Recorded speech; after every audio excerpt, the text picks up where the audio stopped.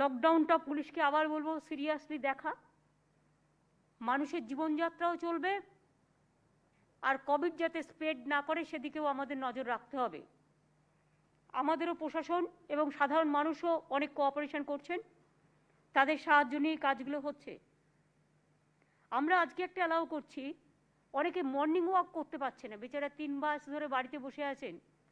Morning walk না করতে পারলে তার ঠিক মন মেজাজ ভালো থাকে না, এবং এটা একটা মুক্ত নিঃশ্বাস, মুক্ত বিশ্বাস, এটা ফিজিক্যালি ডিস্টেন্সিং মেনটেন করেই করতে হবে। সুতরাং মর্নিং ওয়াকটা আমরা অ্যালাউ করছি, যেহেতু রাত্রি 10টা থেকে 5টা পর্যন্ত লকডাউন পিরিয়ড, সারাদিনই থাকছে, বাট এটা একদম লকডাউন, সেই জন্য 5টা 30 থেকে 8টা 30 পর্যন্ত। তারপরে কিন্তু এটা আর হবে না, কারণ আমাদের সবটাই সেগ্রিগেট করে করতে হচ্ছে। মর্নিং ওয়াকে যারা যাবেন 5:30 সকাল থেকে 8:30 পর্যন্ত অ্যালাউ থাকবে, তাও একসাথে সবাই গাদা গাদা লোক মিলে নয়, যে মানে একটু সোশ্যালি ডিস্টেন্সিং মেনটেন করে করতে হবে, মাস্ক পরে, গ্লাভস পরে, দরকার হলে মাথাটা ঢাকবেন, যে যে কায়দায় পারেন। আর বিয়ে বাড়িতে আগে আমাদের 25 জন অ্যালাউ ছিল, ওটা আমরা 50 জন করছি, কারণ অনেক বিয়ে বাড়িতে বেচারা শ্বশুর বাড়ি আর বাপের বাড়ি মিলেই 50 জন হয়ে যাচ্ছে, সুতরাং সেই জন্য আমরা এটা অ্যালাউ করছি। আর বাদ বাকি তো বিয়ে বাড়ি, এটা আমরা চাই সবাইকে খাবার দিই, কী করে দেবে? হোম ডেলিভারি থেকে দেবে, তাতে হোম ডেলিভারি ক্যাটারাররাও অর্ডার পাবে, আর যাকে যাকে নিমন্ত্রণ করবে তাদের বাড়িতে খাবার পৌঁছে দেবে। এটা জাস্ট আমার একটা মানে সিম্পল বুদ্ধি, সেটা বিয়ে বাড়িটা আমরা 25 থেকে 50 করলাম। আর same would be applied for শ্রাদ্ধ শান্তি যেগুলো আছে আপনারা জানেন, ক্রিমেশন বা তাই তো রাজীব? ম্যাডাম ক্রিমেশন জন্য 25, ক্রিমেশনের জন্য 25, কিন্তু শ্রাদ্ধ শান্তির জন্য ফিজিক্যালি ডিস্টেন্সিং মেনটেন করে ওদের 50 জন করে দাও, দুটোই করে দিচ্ছি, 80 জন বলতে পারেন। হ্যাঁ ঠিক আছে, শ্রাদ্ধ শান্তি আর এটা।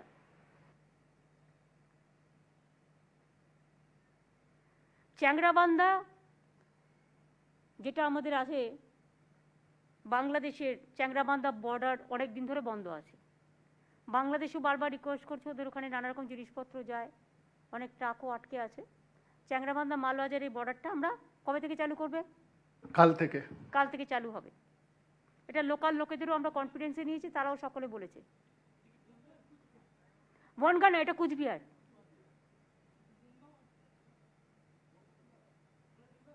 বনগাঁ খুলে দিয়েছে অলরেডি। সুন্দরবন নিয়ে আমরা অল পার্টি মিটিংয়ে আলোচনা করেছিলাম, এবং আমরা আজকেই কিন্তু চিঠিটা আপনারা পেয়ে যাবেন, আমরা নীতি আয়োগের প্রধানকে চিঠিটা পাঠিয়েছি যে একটা মাস্টার প্ল্যান করা হোক সুন্দরবনের জন্য, কারণ বারবার সুন্দরবনের ওপর দিয়ে বিপর্যয়, সাইক্লোন বছরে 3 বার হলো। আগামী দিন যাতে সুন্দরবনের মানুষকে এক্ষুনি না হলেও একটা শর্ট টার্ম, একটা মিড টার্ম, একটা লং টার্ম করে যাতে তাদের জন্য পার্মানেন্ট একটা সেটেলমেন্ট কিছু করা যায়, যে সাইক্লোন এলেও, দুর্যোগ এলেও বারবার তাদের সর্বশান্ত হয়ে যাচ্ছে না, সরকারেরও টাকা যাচ্ছে জলের মতো, অথচ কোনো কিনারা হচ্ছে না। বাঁধ থেকে শুরু করে, সুন্দরবন রিজার্ভ ফরেস্ট থেকে শুরু করে, ম্যানগ্রোভ থেকে শুরু করে বিভিন্ন প্ল্যান, এটা এক্সপার্ট টিম নিয়ে আমরা একটা মাস্টার প্ল্যান তৈরি করার জন্য আমরা অনুরোধ করেছি নীতি আয়োগকে, সেই চিঠিটা আপনারা পেয়ে যাবেন। 2 হচ্ছে কোঅপারেটিভ ব্যাংক নিয়ে আবার সেই ইন্টারফিয়ারেন্স, যাতে কোঅপারেটিভ ব্যাঙ্কগুলো যারা রাজ্য সরকারের আন্ডারে ছিল সেগুলোকে টোটাল দুর্মুজ করবার জন্য একটা আইন করা হয়েছে, সেটা যাতে না হয়।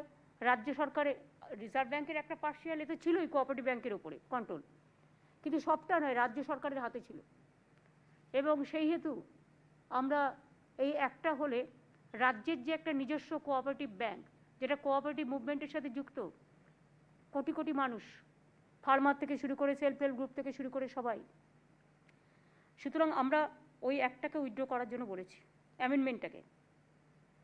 আর শেষে আমি একটা কথা আপনাদের বলবো, যে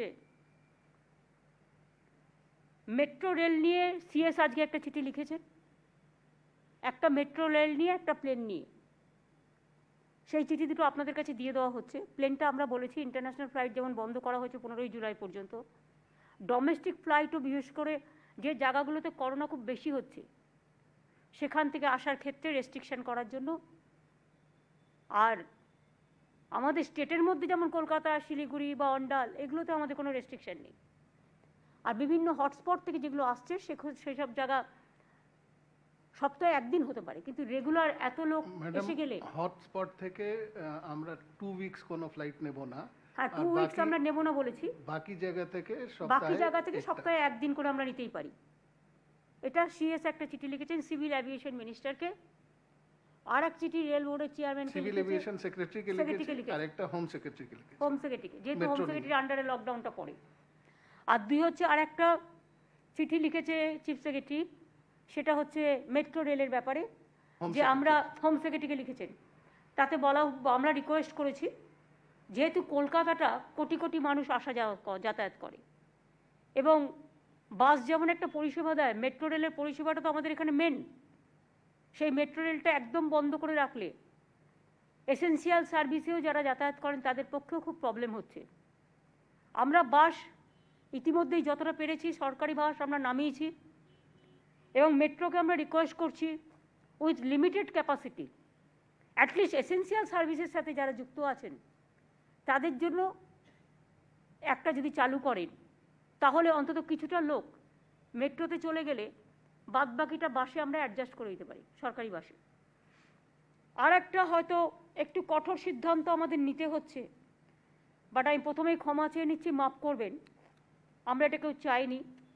বাট কিছু কিছু ক্ষেত্রে না চাইলেও আমরা বাধ্য হই কখনো কখনো কঠোর সিদ্ধান্ত নিতে, কারণ সরকারের নিয়মই হচ্ছে কখনো সফট, কখনো টাফ। তো সেই জন্য আমরা সফট হিসেবেই অনেকবার ডেকে কথা বলেছি, শুভেন্দু অধিকারীও বলেছে, আমরাও বলেছি।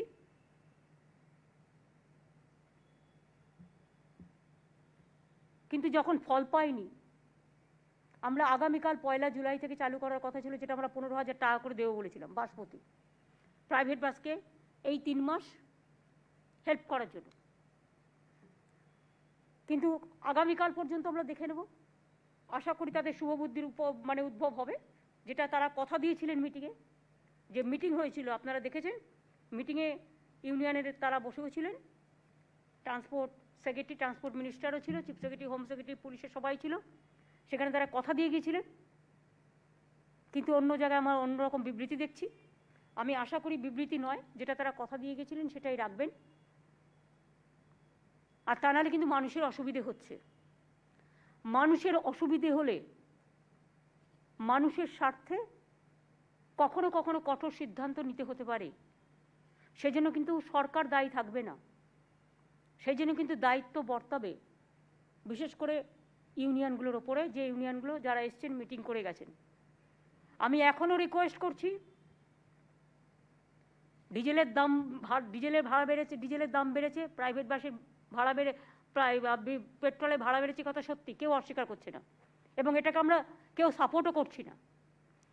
যখন মানুষ এত অশান্তির মধ্যে আছে, অর্থনৈতিক সংকটে, তখন হুটহুট করে কন্টিনিউয়াস অনেক দিন ধরে ভাড়া বেড়ে যাচ্ছে রেগুলার, এটাকে আমরা সাপোর্ট করি না।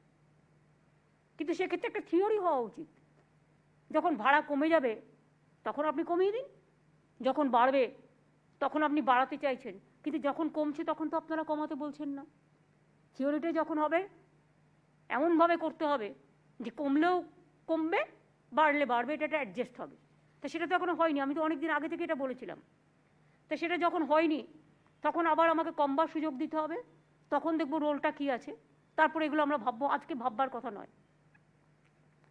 যার জন্য সরকারের টাকা না থাকা সত্ত্বেও 27 কোটি টাকা আমরা সাবসিডি দিতে চেয়েছিলাম। এই টাকাটা জনগণের পকেট থেকে না কেটে সরকারের পকেট থেকে আমরা দিচ্ছিলাম, যাতে সাধারণ মানুষের ভোগান্তি না হয়, সাধারণ মানুষ বাসটা অ্যাভেল করতে পারে, প্রাইভেট বাস। আমি এখনও আশা রাখবো আগামীকাল 1 জুলাই তারা কথা রাখবেন। কালকে ডক্টরস ডে, কাল থেকে এই কোভিড পরিস্থিতি মোকাবিলা করবার জন্য, মানুষকে সাহায্য করবার জন্য কাল থেকে তারা প্রাইভেট বাস রাস্তায় নামাবে 6000, যেটা আমাদের কাছে কথা দিয়েছিলেন। এবং 6000 বাস নামালে প্রতি বাসপতি 15,000 টাকা করে আমরা মান্থলি 3 মাস দেবো বলেছিলাম 27 কোটি টাকা। আর যদি তা না হয় তাহলে আমাদের তো একটা কোনো উপায় বের করতে হবে। উপায়কে বের করবার জন্য আমি তো আগেও আপনাদের বলেছি, ডেকে কথা বলেছি, আমি নিজে কথা বলেছি। It is not less than me, chief secretary, home secretary, police থেকে শুরু করে ট্রান্সপোর্ট মিনিস্টার সেক্রেটারি থেকে শুরু করে সবাই মিলে আমরা কথা বলেছি। একবার নয়, অনেকবার কথা বলেছি। আমি একবার বলেছি, ওরাও বলেছে। তারপরে একটা ডিসিশন নেওয়ার পরে যদি না মানেন তাহলে প্লিজ আমাকে ক্ষমা করবেন। এই 3 মাসের জন্য যতদিন লকডাউন থাকবে, স্টেট আমরা যেটা ঠিক করেছি যে আমরা আইন অনুযায়ী ব্যবস্থা নেব। প্রয়োজন হলে এই বাসগুলো গভর্নমেন্ট নেবে এবং গভর্নমেন্ট নিয়ে গভর্নমেন্ট ড্রাইভার নেবে এবং গভর্নমেন্ট ড্রাইভার দিয়ে এই বাসগুলো মানুষের জন্য চালাবে। তাতে খরচাটা টোটালটাই গভর্নমেন্ট করবে, ভাড়া যা পাবে তা অ্যাডজাস্ট হয়ে যাবে। যেমন ইলেকশনের সময়, এটা ইলেকশনের সময় নয়, যাই হোক, এটা একটা অন্য টাইমে সরকার নেয় তখন ইলেকশনের সময়। হ্যাঁ, এখন তো যেহেতু ফিজিক্যালি ডিস্টেন্সিংয়ের ব্যাপারটাও আছে, তখন তো সেটা থাকে না। ওই আইন নাই হোক, এটা তো ডিজাস্টার আইনে আসবে। এখন এটাই লকডাউন ডিজাস্টার আইনে আসবে। সুতরাং আমি অনুরোধ করব এখনও আমাদের বন্ধুদের, যাদের বাস আছে, বাসের মালিকদের তো কোনো দোষ নেই, বাসের ড্রাইভারদের তো দোষ নেই, কর্মীদের দোষ নেই, তাদের কাছে আমি হাত জোর করে আবেদন করব, পাবলিকের স্বার্থে ইগোর লড়াই বন্ধ করুন, অহংকারের লড়াই বন্ধ করুন। আর এটা বার্গেনিং করার টাইম নয়, এই টাইমটা মানুষের পাশে দাঁড়িয়ে মানুষকে হেল্প করার টাইম। আপনারা করুন যাতে আমাদের কোনো আইন অ্যাপ্লাই করতে না হয়। আর আপনারা যদি না করেন তাহলে কিন্তু আমরা বাধ্য হব, ইচ্ছে না থাকলেও বাধ্য হব এই লকডাউন আইনের আন্ডারে, ডিজাস্টার যে আইন আছে সেই আইনের আন্ডারে law will take its own course. Government বাসগুলো চালাবে এবং দরকার হলে ড্রাইভার যারা প্রাইভেট বাসে কাজ করেন তারা যদি আসে আমরা তাদের মাইনে দিয়ে দেবো। আর তারা যদি না আসেন তাহলে গভর্নমেন্ট নিজের মতো লোক দেখে নেবে। এই ব্যবস্থাটা করবার জন্য গভর্নমেন্ট 2-3 দিন টাইম নেবে। 1 জুলাইটা আমরা লক্ষ্য রাখবো, রেখে আমরা 3 জুলাই থেকে আমরা কিভাবে কি করব না করব সেটা আমরা জানিয়ে দেবো। ঠিক আছে, এই পর্যন্ত। আশা করি আমার এই কথাগুলো ডিস্টর্টেড হবে না। এটা প্রকৃত তথ্য যেন প্রকৃত সত্যের কাছে মানুষের বার্তাটা পৌঁছে দেয়। আমরা কেউ কিন্তু মানুষের ঊর্ধ্বে নয়, এটা কিন্তু মাথায় রাখতে হবে। কেউ অপপ্রচার করবার জন্য আপনাকে প্রভোকেশন দিচ্ছেন রাজনৈতিক স্বার্থে, এই প্ররোচনায় পা দেবার এটা টাইম নয়। সব কিছুরই একটা সময় থাকে জীবনে। এই সময়টা মানুষের পাশে দাঁড়ানোর সময়, মানবিকতা দেখাবার সময়, মানুষকে সেবা করবার সময়। তাই সবাইকে অনুরোধ করব। আর আগামীকাল ডক্টরস ডে, আমরা সমস্ত চিকিৎসক পরিবার, নার্স পরিবার, আমাদের ল্যাব থেকে শুরু করে টেকনিশিয়ান থেকে শুরু করে যারা সোয়াব টেস্ট করছেন, খুব কঠিন কাজ, পুলিশ থেকে শুরু করে আমি সমস্ত অ্যাডমিনিস্ট্রেশন থেকে শুরু করে হেলথ ওয়ারিয়ার্স থেকে শুরু করে আমার আশাকর্মী থেকে শুরু করে প্রত্যেকে, মিউনিসিপ্যালিটি ওয়ার্কার্স, যারা ক্লিন করে রাখে, সবাই থেকে শুরু করে আমি সবাইকে অনেক অনেক স্যালুট জানাচ্ছি, ধন্যবাদ জানাচ্ছি। তাদের পরিবারবর্গকে অনেক অভিনন্দন জানাচ্ছি। অনেকে জীবনের ঝুঁকি নিয়েও এই কাজটা করছেন। কেউ মারা গেছেন, কেউ আক্রান্ত হয়েছেন। তাদের সকলকে স্যালুট জানিয়ে আগামীকাল ডক্টরস ডে হিসেবে বাংলা গর্বিত। বাংলা ডক্টরস ডে হিসেবে কালকে টোটাল দিনটা স্টেট হলিডে ডিক্লেয়ার করে আমরা স্যালুট জানাবো সমস্ত পরিবারগুলোকে যারা ডে অ্যান্ড নাইট কাজ করে যাচ্ছে। এই পর্যন্ত, ঠিক আছে? আর চিঠিগুলো আপনাদের কাছে আমরা পৌঁছে দিচ্ছি। আর আজকে অ্যাক্টিভ কেস হচ্ছে 5761, মানে ডিসচার্জ করে। আর আমাদের ডিসচার্জ রেট আজকে আরও 1% বেড়েছে, 66% হয়েছে। ন্যাশনাল অ্যাভারেজ মনে হয় 57 পয়েন্ট সামথিং, 58। কিছুটা বাড়ছে কারণ ওখান থেকে প্রচুর লোকজন যাতায়াত করছে, তো ফলে একটা বাড়ার দিকে একটা টেন্ডেন্সি আছে। বাট তার মধ্যেও যতটা পারছি আমাদের এখানে প্রচুর জনসংখ্যা, congested area, all caste creed cosmopolitan area, এবং বাইরে থেকে প্রচুর মানুষ এসছেন, সুতরাং সবাইকে নিয়েই সামলাতে হচ্ছে। আপনাদের সকলের সহযোগিতা পাচ্ছি, আশা করি আগামী দিন পাবো। এইটুকু বলে বলি, সবাই ভালো থাকুন, সুস্থ থাকুন, ভালো করে খাওয়া দাওয়া করুন, ইমিউনিটি বাড়ান। আর করোনা হলেও সঙ্গে সঙ্গে ট্রিটমেন্ট করে নিলে বা বাড়িতে সেফ হাউসে থেকে ভালো করে ট্রিটমেন্ট করলে, মানে নিজের বাড়িটা সুইট হোম, ট্রিটমেন্টটা ঠিকমতো করলে কোনো অসুবিধা হয় না। যদি অক্সিজেনের কষ্ট হয়, শ্বাসকষ্ট হয়, তখন নিশ্চয়ই আপনি হসপিটালে যাবেন, ডাক্তারের পরামর্শ নেবেন। আর টেলি অ্যাডভাইজারি যেটা আমরা আগামীকাল থেকে শুরু করছি ডক্টর রে থেকে, কালকে আমরা 12টা ফোনে থেকে শুরু করব, এবং সেগুলো আপনাদের time to time number health department দিয়ে দেবে। আর এরপর আমরা 23টা জেলার সাথেই যোগাযোগ থাকবে, অর্থাৎ যে জেলার মানুষ সেই জেলার মানুষ ফোন করলে তারা টেলি মেডিসিন অ্যাডভাইস পাবেন। ঠিক আছে? দিদি একটা প্রশ্ন করে। আবার কিসের প্রশ্ন? রেগুলার আবার কিসের দিদি প্রশ্ন?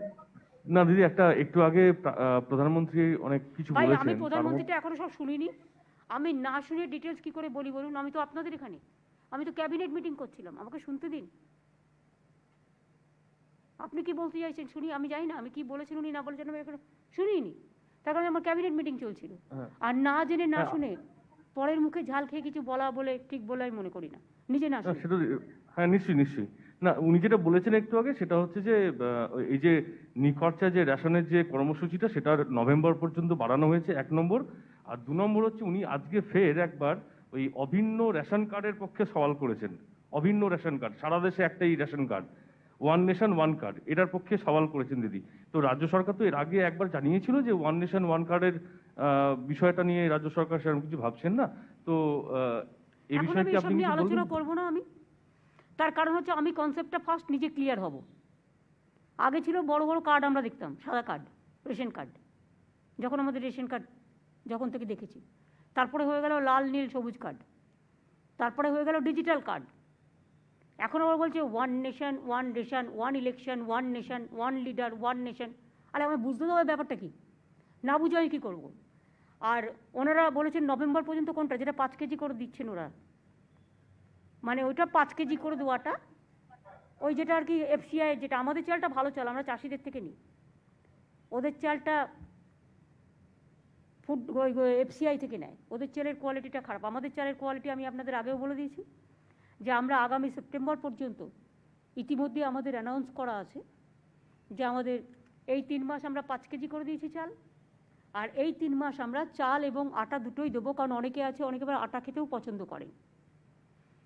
আর ওনারা নভেম্বর পর্যন্ত করেছেন, তো আমি এটা আগামী বছর জুন মাস পর্যন্ত বাড়িয়ে দিলাম ফ্রি রেশন,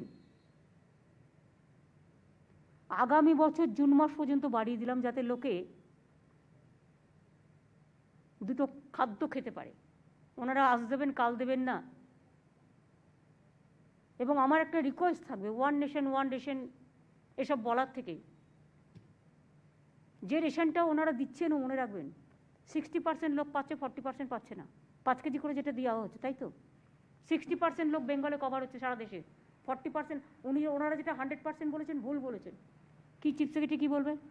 ম্যাডাম 6.01 কোটি পাচ্ছেন, বাকিরা পাচ্ছেন না। বাকিরা পাচ্ছেন, আমার 10 কোটি লোক, বুঝুন ব্যাপারটা। আমরা কিন্তু 10 কোটিকে দিচ্ছি এখন, ওদের কিন্তু আমি হয়তো 10 কোটিকে সেপ্টেম্বরের পরেরটা দিতে পারবো কিনা আমি ভাববো, যারা খাদ্যসাথী পায় তারা তো পাবে, ফ্রিতে পাবে, বাদ বাকিটা আমরা কথা বলে ঠিক করব। যেটা জুন পর্যন্ত ফ্রি রেশন করে দিলাম যারা রেশন পায়। কিন্তু ওনারা যেটা দেন অর্ধেক দেন, অর্ধেক দেন না, অর্ধেক লোককে। আমার বাংলায় 10 কোটি লোক থাকলে 6 কোটির মতো লোক পায়, 4 কোটি পায় না। তো 4 কোটি লোককে কেন দেবে না? এই ডিসক্রিমিনেশনটা কেন? আগে আমি বলবো, সারা ভারতবর্ষে যে 130 কোটি লোক আছে, 130 কোটি লোককেই যেন রাশনটা দেওয়া হয়।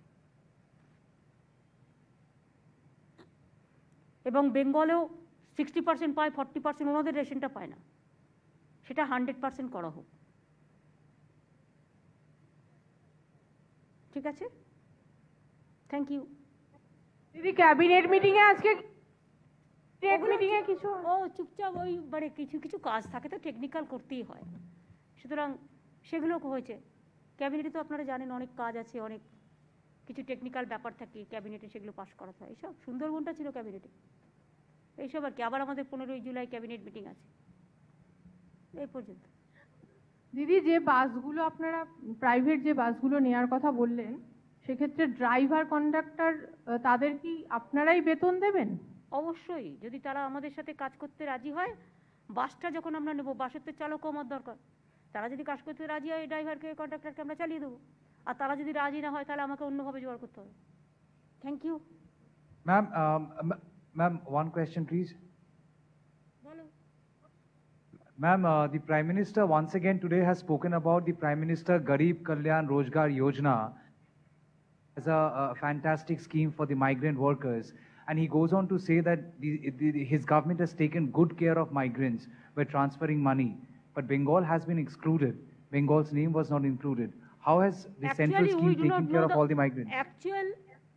Since till today, we are not aware about the scheme because our state has been excluded and we do not know what is this scheme, how the migrant workers will be benefited through the schemes, what is the system, only the ration card or the other materials or the jobs opportunity or the financial package for 10,000 to everybody, including unorganized sector, including hawkers, what we are demanding from the beginning.